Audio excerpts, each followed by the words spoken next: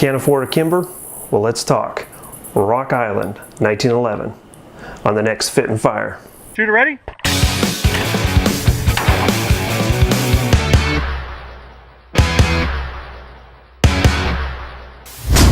Making it up as I go.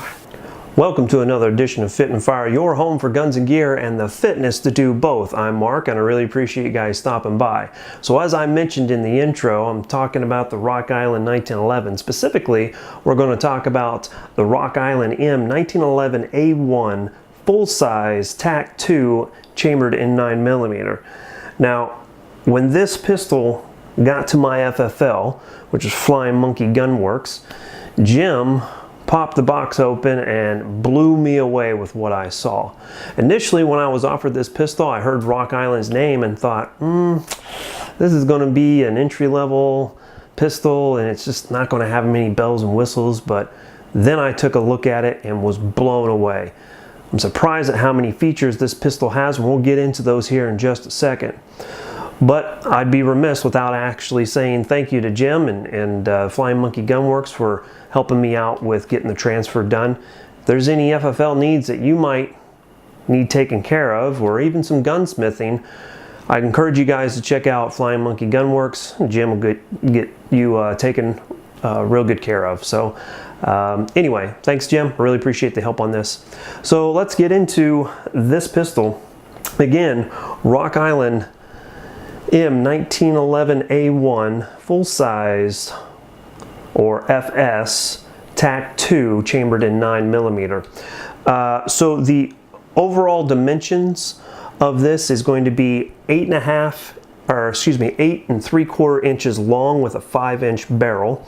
It's going to be 5.5 inches tall and then about 1.3 inches wide, just slightly over that. It's going to weigh in at just a hair under 2.5 pounds unloaded, and loaded, depending on the ammunition that you use, it's going to come in just a shade under 3 pounds. So for a guy who's used to polymer pistols, this is actually going to be a little bit heavier than what you're used to. So just something to keep in mind if this is something you're interested in.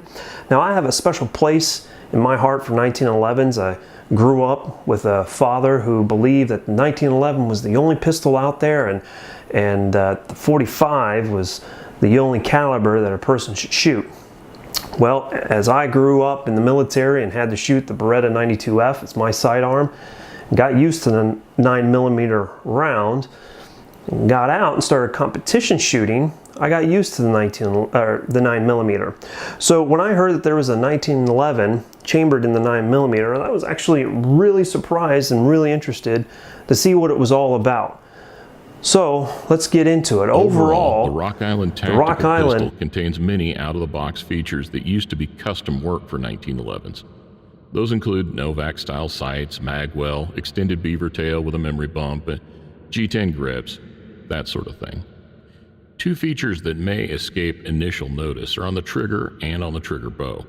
The skeletonized trigger, itself a custom feature, comes installed with an over-travel stop.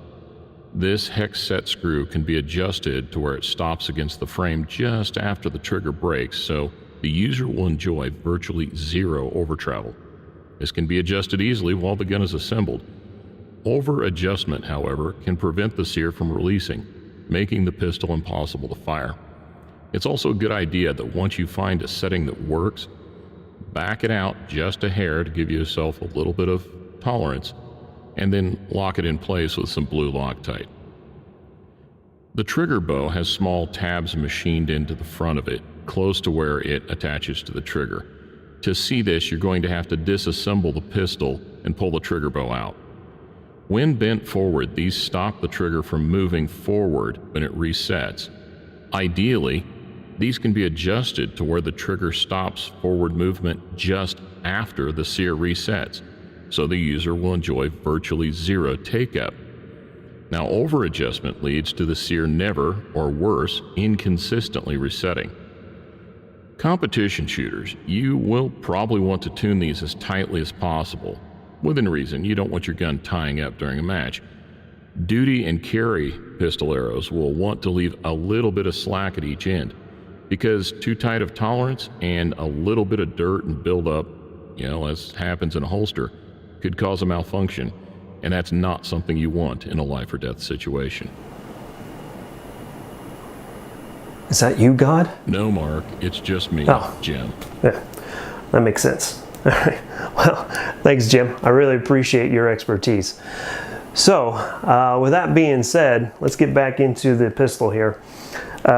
It's based off the classic 7 series design. So I've been told, I'm not too schooled up on 1911s, but I've been told that the classic 70s will allow it to be a lot more accurate, and the trigger pull is going to be a lot smoother as well. Has a parkerized finish, so one thing I like about the parkerized finish is the fact that the more that you use it, the more you shoot it, the more you holster it, the more you live with it, it's going to end up with that lovely vintage wear look to it that you see in all those high-vis World War II magazines. It's one of the things I like about it. It's nostalgic to me, so I like that. It also comes with a 10-round magazine. Arms Corps did go ahead and send me 2 10-round magazines, so I'm really pleased with that. But just so you know, as soon as you buy it, it's just going to have the 1 magazine. These are the Metgar magazines, so great quality magazines there. Should have no problems with running those whatsoever.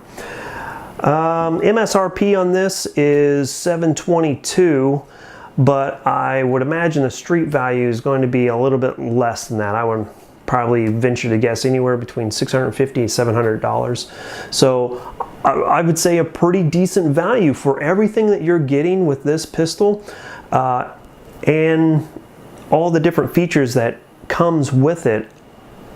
I'm actually pretty shocked by it. I mean, you don't see a lot of Kimbers with some of these features. So anyway, just some of my thoughts. So now to the testing. When I go ahead and test the pistol, I'm going to follow kind of the same pattern that I did with my AmeriGlow sights on my Glock 19.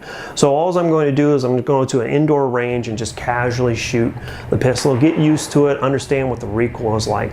Then I'm going to take it to an outdoor range and I'm going to fire some double taps at a target from retention. So I'm going to draw that pistol, bring it up, find the front sight posts, and double tap. Now this pistol has fiber optic front sight, so it really lights up, and I really like that. So we're going to see how well those do from retention, from a holster. Then we're going to take it to an IDPA match. We're going to fire it through a number of iterations there just to get used to being under a little bit of stress and trying to fire at the same time. And then finally, I've been in contact with Arms Corps. They sent this to me to try out and test, and they have given me the green light to do just about anything and everything that I want. They have said that as long as they can read the serial number when I send it back to them, we're good to go. So we're going to put it through a gauntlet. We're going to dump it in the mud, we're going to dump it in water, we're going to throw dirt on it, we're going to throw sand on it, and we're going to fire probably at least, at minimum, 250 rounds through this pistol. So with that being said, I do realize that this is a 1911, and I do realize that the tolerances on this pistol are fairly tight. So that means that we probably will have stoppages if we start getting too gummed up. I fully expect that. I understand it, but I'd be really interested to see how far I can get and see how dirty I can get it before it really starts to mess up. So super excited about this, and that's really all I got. If this is your first time with Fit and Fire, I'd really appreciate you guys considering subscribing. If you like what I'm doing, go ahead and give me a thumbs up, and if you want to get notifications of new videos that I'm dropping, go ahead and hit that bell button. Really appreciate you guys stopping by. I really couldn't do these videos without the support, and I appreciate any comments, questions, concerns, complaints, manifestos, anything you got whatsoever. Go ahead and put them down in the comment section below. I will respond to each and every single comment that I get as it is right now. And with that, that's pretty much all I got. Keep on dropping those bells and shells. Here comes a high five. You ready? Here we go.